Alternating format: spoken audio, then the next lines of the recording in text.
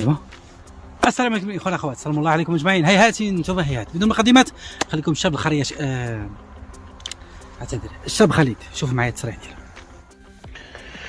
السلام عليكم اخوتي، رانا كاع خاوه ورانا كلنا جزائريين. حبيت نقول حاجه من قلبي اليوم، الا قصت شي ناس ولا ضريت شي ناس بلا معنى بالي، نطلب منه السماح ونطلب السماح على كل واحد اللي قصته ولا ضريته ولا وجعته، نطلب منه السماح. ولكن ما كاش واحد ينحي لي الوطنيه تاعي. انا نقعد ديما جزائري، وتحيا الجزائر وتعيش الجزائر، وتحيا الجزائر حتى للممات، والله يرحم الشهداء، والسلام عليكم.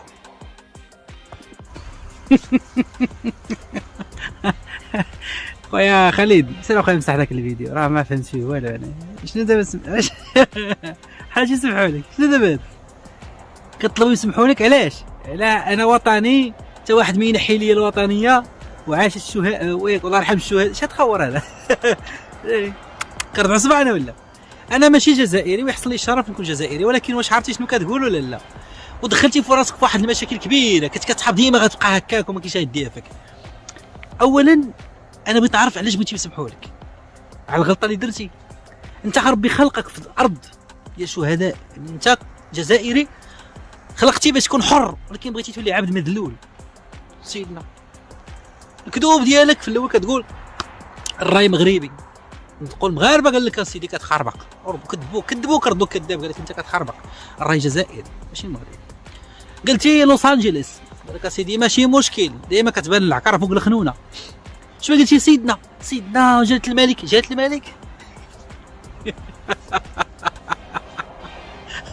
مسكين. وكملتي قلتي صحراء مغربيه. كلام من حقك تقول اللي بغيتي. شوف انا نحترم الراي ديالك، قول اللي بغيتي، ولكن واش الجزائر راضي على كلامك كتقول؟ كجزائري هذا ماشي كلام كتقال، ولكن معليش هذا كتبقى حريه شخصيه فرديه. انا بغيت غير نعطيك واحد النقاط على بلادك اللي والله العظيم الا خساره، قسما بالله لا خساره. شوف ما عندي ما نقول، انت اللي بغيتي تبقى عبد عند واحد.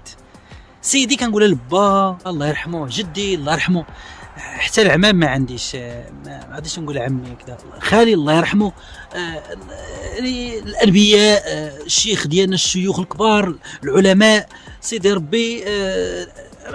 تقول لي انا واحد كيهز التصويره ديالو الصهاينه كيقولوا ها فرحانين به. عمرك سمعتي انت شي صهيوني؟ الصهاينه كيحبوا واحد كيقول انه سليل الرسول، نقدروا واخا حفيد الرسول. اذا الا نتوما كتحبوا الملك اللي هو من سلاله الرسول، دخلوا في الدين ديال الرسول ديالنا. لا يعني هما كيحبوا الملك وما كيحبوش، كنحبوا الملك وحفيد الرسول والملك ديالنا وسيدنا، ودخلوا في الدين ديالو كتحبوه. حنا كنحبوك، كنا بغينا حنا ندخلوا جهنم وانت تدخل، انت غتدخل الجنه وحنا غندخلوا جهنم، ولكن انت تدخل الجنه لان انزل عربيا. ياك انزل عربيا والاسلام يعني ما جاش بغير الاسلام فلا هادشي كله اللي باش تعرف راسك انك كيفاش كدير. واخا السؤال ديالي، علاش الجزائر قطعت العلاقه ديالها مع المغرب؟ ما عرفتيش، او يمكن عارف وكدرت ما فهمتيش. تطبيع الدوله كتطبع، يعني الدوله اللي كتطبع وكتدعم الصهاينه قتلوا خوتنا في غزه. فين هو ميمي سكسو؟ فين هو محمد السادس رئيس لجنه القدس؟ فين هادشي كامل؟ انا غنقول لك شنو درت بلادك اللي ما دارتوش بلادي، اللي محكومه من الصهاينه، ازولاي وميمي وخواتاتو كلهم صهاينه، اللي كلهم طاسيله الصهاينه. التاريخ راه كيهضر، انا ما نقول والو، التاريخ راه معروف وكلنا شاهدين. فسيدي عندك الجزائر دارت واحد قرار، مشروع قرار تحطوا في الهيئه ديال الامم المتحده باش تتم المصادقه عليه. فهمتي؟ لماذا؟ لايقاف العدوان، اطلاق النار على الخوت الغزاوي الفلسطينيين. ثانيا تهجير القسري يعني ايقاف ديالو. ثالثا الامدادات والمساعدات. تخيل معايا ان المندوبه ديال امريكا غتقول لك لا. علاش؟ لان هادشي هذا عنده علاقه، غادي يخسرنا اتفاقات الهدنه ديال 6 اسابيع. نبداو من الاول، شوف معايا الخبر. من جديد تقدم واشنطن دعمها غير المحدود لإسرائيل، إذ هددت بوأد مشروع قرار تقدمت به الجزائر إلى مجلس الأمن الدولي يدعو إلى وقف إطلاق النار. وبحسب النسخة الأخيرة لمشروع القرار الجزائري، فإن مجلس الأمن يدعو لوقف فوري لإطلاق النار لأسباب إنسانية تحترمه جميع الأطراف. ويرفض المشروع التهجير القسري للسكان المدنيين الفلسطينيين، كما يدعو إلى وضع حد لهذا الانتهاك للقانون الدولي. ويدعو أيضا لإطلاق سراح جميع المحتجزين. بدورها أصدرت سفيرة الولايات المتحدة لدى الأمم المتحدة بيانا نددت فيه بقرار الجزائر إحالة النص إلى التصويت. واعتبرت المندوبة الأمريكية في بيانها أن الخطوة الجزائرية تهدد بتقويض المفاوضات الجارية بين إسرائيل وحماس بوساطة أمريكية مصرية قطرية لإرساء هدنة جديدة تشمل إطلاق سراح محتجزين في غزة وأسرى فلسطينيين مسجونين في إسرائيل. وهددت المندوبة الأمريكية بشكل واضح في بيانها بعدم اعتماد مسودة المشروع في حال تم التصويت عليها.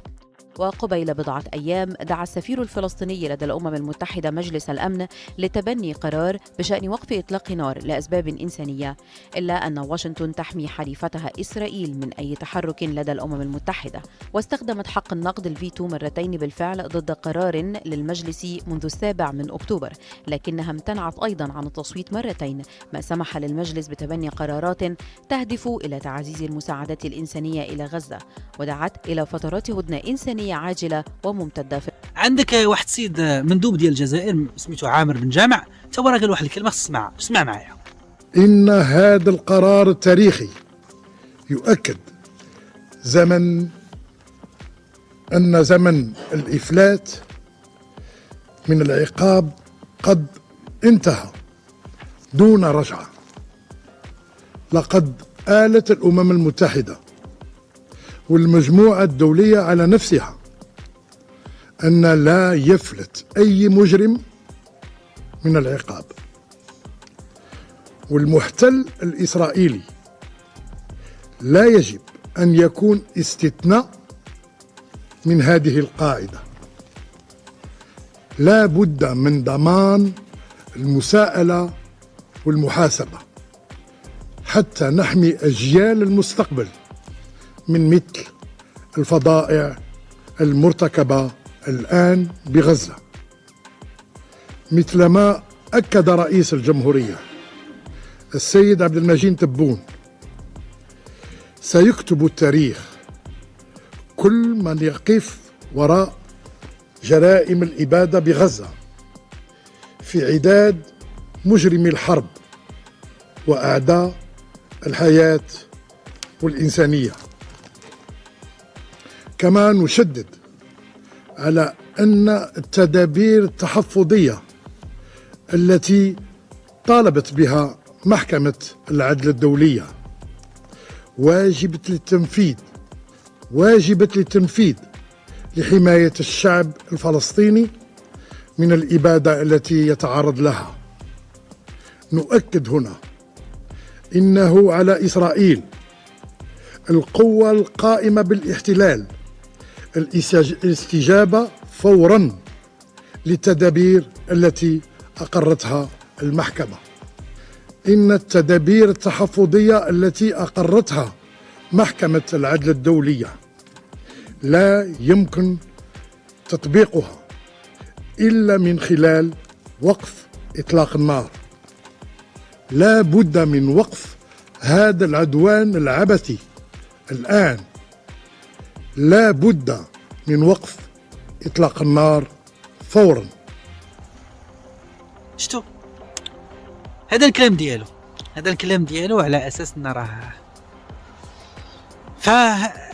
كما كان الحال لأنك تعرف أن في الأعضاء الخمسة اللي هما دائمين بيناتهم الميريكان اللي وقفت مع المغرب على أساس أن الصحراء وذاك الاتفاق الثلاثي باش ما تدخلش الاتحاد السوفيتي المنطقة ديال الصحراء، لأن أمريكا عندها الربح أن تكون الصحراء مغربية باش نتفاداو حنا داكشي ديال روسيا والاتحاد السوفيتي. أمريكا اللي كتدعم الصهاينة كتعطيهم الامدادات باش يقتلوا خوتنا. امريكا اللي كتقول للعالم انا معاكم، انا بغيت الخير، انا بغيت هذه، بغيت الهدنه، ياك الهدنه بغيت هدنه، ولكن في السر كتعطيه، ما بقاش كاع في السر. امريكا مسكين. شي بلينكن، انتوني بلينكن ياك اللي هذه ماشي بزاف. شوف الفيديو معايا هنايا، مشاو للدار ديالو بداو عليه بالسبان وبالمعيار وكيقول له انت هو الكلب ديال نتنياهو. يعني اللي بغاها نتنياهو كديرها ليه. رشوا عليه الطلع الاحمر على طوموبيلته ورونوها وحيد تعذبت. اتصل مع الطاف، هذه ماشي بزاف باش يعاود ياكد عليه. عافاك صافي، وقفوا داك القرار، وقفوا داك المشروع القرار اللي هاد الليله هذه اللي هي دابا الليله ديال الثلاث، يعني غدا الثلاث ان شاء الله غادي يتم المصادقه عليه، واكيد غادي يترفض. حيت الميريكان الى عضو واحد من الخمسه قال لا كلشي كيتضرب في الزيرو، ولكن الجزائر كتبقى دارت واحد الحركه عظيمه امام العالم. وهادشي كله ماشي اللي كنقولوا، لان الصهاينه مقويين بامريكا جنبهم وفي الدول المطبعه. ميمي اللي انت كتلحس ليه الكابا. شوف معايا الفيديو. אנחנו נמצאים כאן במונדרה, הנמל הגדול ביותר בהודו, צפונית ביותר, שממנו בעצם ייצאו סחורות, כמו שאתם רואים את הקונטיינרים כאן, לאמירויות, ומאמירויות בדרך יבשתית למדינת ישראל. המלחמה הציבה בפנינו אתגרים. האתגר הגדול ביותר, איך אנחנו מביאים סחורות למדינת ישראל. מדינת ישראל היא מדינת אי, ורוב הסחורות מגיעות דרך הים. לצערנו, בים האדום החות'ים פוגעים באוניות שמגיעות למדינת ישראל, ולכן אנחנו צריכים בעצם נתיב אספקה אלטרנטיבי. סחורה שתצא ממונדרה, הודו, לאמירויות דרך הים, ולאחר מכן נעמיס אותה על משאיות או רכבת דרך ערב הסעודית, ירדן לישראל, על מנת לאפשר את אותם סחורות להגיע למדינת ישראל. אז בעזרת השם שנעשה ונצליח. مسكين الخونه هما اللي طبعوا اللي كيعاونوا هاد الناس هادو. لكن الحوثيين داروا اكثر من الجهد ديالهم باش ما يقدروش باش يوقفوا الامدادات. ولكن خوتنا اللي كنقولوا المسلمين منهم مصريين، ماشي مصر كمصر الشعب المصري، كنهضرش على الشعب المصري، النظام المصري، النظام الاردني، باد الناس كاملين كلهم مع عباد الله، كلهم مع الصهاينه. تخيل معايا الساتيليت كيبين لنا الاقمار الصناعيه ان كيفاش مصر كتبني الخيمات على حساب ذاك سينا باش يوجدوا اللاجئين، وكتقول لك لا انا ضد التهجير. هذه مصر كتقول لك انا ضد التهجير، ولكن كتبني. من سولهم قال لهم واش كتبني، وقال لك لا هذيك صيانه واعاده سميتو شي حوايج في هذه الوقيته هذه اش من صيانه في هذه الوقيته. رمضان على الابواب، رمضان على الابواب. الاردن كتقول لك انا ما نقدرش نحبس التجار ديال الفاكهه والخضره توصل لاسرائيل. علاش؟ وحنا ما كنتحكمش في التجار، الدوله ما قادرش تحكم في التجار. ولكن الماء قرعه الماء كسرت خبز، طرف ديال الخبز ما تدخلش المعبر رفح. نتنياهو قال لك حنا واخا يطلقوا لنا ديالنا، واخا يوقع اللي وقع، خاصنا نهدموا ونفرقعوا رفح. شوف الفيديو. فيما تتعالى الأصوات الدولية لإسرائيل للتراجع عن هجومها المزمع على رفح، يتوعد رئيس الوزراء الإسرائيلي بنيامين نتنياهو بشن عملية عسكرية هناك وصفها بالقوية بعد مغادرة المدنيين لها. وربط نتنياهو التقدم في مفاوضات التهدئة الجارية في القاهرة بحصول تغيير في موقف حماس، قائلا إن الحركة لم تقدم أي مقترحات جديدة لإطلاق سراح المحتجزين لديها ووقف إطلاق النار. قد قمنا حتى الآن بتحرير 112 من المختطفين، ونحن نمارس ضغوطا عسكرية قوية ونجري مفاوضات شاقة، وهذا أيضا هو المفتاح لإطلاق سراح معظم الرهائن من خلال الضغط العسكري القوي والمفاوضات الحازمة للغاية. ويجب على حماس أن تتخلى عن مطالبها الوهمية، وعندما تسقط هذه المطالب يمكننا المضي قدما. ومع اشتداد لغة التصعيد الإسرائيلية تتصاعد التحذيرات الإقليمية والدولية من تداعيات الهجوم على مئات آلاف النازحين الذين لجأوا إلى رفح. نعم أمدرا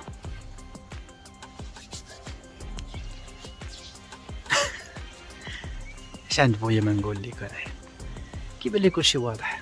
المهم الدول المطبعه هي اللي واقفه مع اسرائيل، والشاب خالد انت وقفتي معاه اللي كيدعم اسرائيل. الشعب المغربي مغلوب على امره، وكنا عارفين التوته الفزوره والتوته احنا عارفينها. ماشي غير انت، منك عدد ديال المغاربه كاع هاجروا بلادهم وعياشه وخرياشه، وكيفتخروا انه خرياشي مدلول كيكوز. هادي شلومك انت ولكن انا ما عرفش الموقف ديالك مع شعبك ومع بلادك شنو غادي يديروا معاك. غير هنا وهنا شوف شنو وقع مع موريتانيا في الكره، شوف وقع في المغرب. انت كنتي مبنج يمكن مساك الخبار الدنيا خبار. اش غادي نقول لك اخويا؟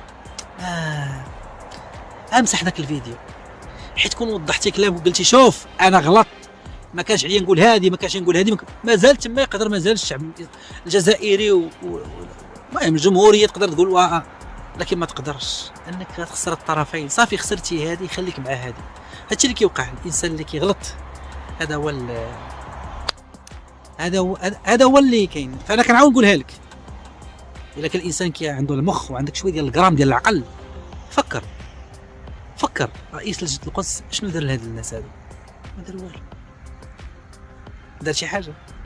ياك الشعب كيغوت كيقول له مظاهرات، قطع، دير، فعل، ترك. انا نزيدك من الاخر، اسبانيا اللي هي الدوله ديالي وفرنسا واستراليا كيقولوا حتى الهند كيقولوا انه قال لك سيدي غادي يديروا شي اجتماع وغادي يجلسوا باش يعترفوا بدوله فلسطين. نزيدك هذه، شوف هنا شتي شنو هي؟ البرازيل طردات السفير الصهيوني. شوف الفيديو. نعم، سأوقفك هنا ننوه لهذا الخبر العاجل مشاهدينا نقلا عن هيئة البث الإسرائيلية التي تقول بأن البرازيل تطرد السفير الإسرائيلي لديها. إذن البرازيل تطرد السفير الإسرائيلي لديها. هذا الطرد يأتي بعد عدة أيام على تصريحات لولا دا سيلفا رئيس البرازيل الذي انتقد إسرائيل ووصف ما يجري بغزة بالإبادة الجماعية بحق الفلسطينيين. نعود. هادو الغرب داروها. الغرب فين هما ديالنا؟ فين هو بلادي؟ فين هو ميمي؟ الشعب كيغوت عباد الله طرد ازولاي، وقف، دير هادي والو. اذا ميمي سكسو اللي انت كتباهى به شينا لمن خدام للشعب ولا خدام الصهاينه؟ دولة اللي كتنتج، تخيل كيصنعوا الفريز ولا فوكا وشي تخربيق، علينا كناكل لا فوكا، علينا كناكل الفريز غادي نطيب به. يعني دولة اللي كتفكر الاخرين ما كتفكرش لنا حنا. دولة اللي حيدت الضرائب على اي شركة تجي تستثمر. فين عندها فين كتبان لك علاقة ان كاين شي فائدة للشعب؟ الشعب اللي رفعات ضرائب على اللي بغى يجي يدير فينا اللي بغى، طواليط اللي جاي تبول فينا، وانت بغيتي تقول المغرب زوين. لمن زوين؟ تخريب ودمار، لا صحه لا تعليم. الدري الصغار دابا 5 شهور ما كيقراوش، تكفسات الدعوه، وانت ودير فيديو تقول لهم اخوتي انا اللي درت. المهم تحيه للجزائر. واللي كيقول لك ناخذ شي ريال راه غتاخذها في جهنم. وسوف اقتص منكم. وكثر اللي كيقول لك حامل كتاب الله، حامل في الرابع في الخامس. نتايا قال لك يقول لي اني كناخذ شي ريال، كنقول له شوف يجي واحد النهار غتموت انت وغنموت انا وانت قدام الله، ديك الساعه غادي ناخذهم لك من كرشك ريال. المهم حسنه الكذوب الباطل. ومي كتنعس كي كدير الله يا رب كنقول مدلولين خوانا. كاين شي خائن قدكم الا جالسين كتلمعوا في الصوره ديال واحد كاع ما مسوق ليكم. الحاصل طولت عليكم الخوت، احبكم في الله.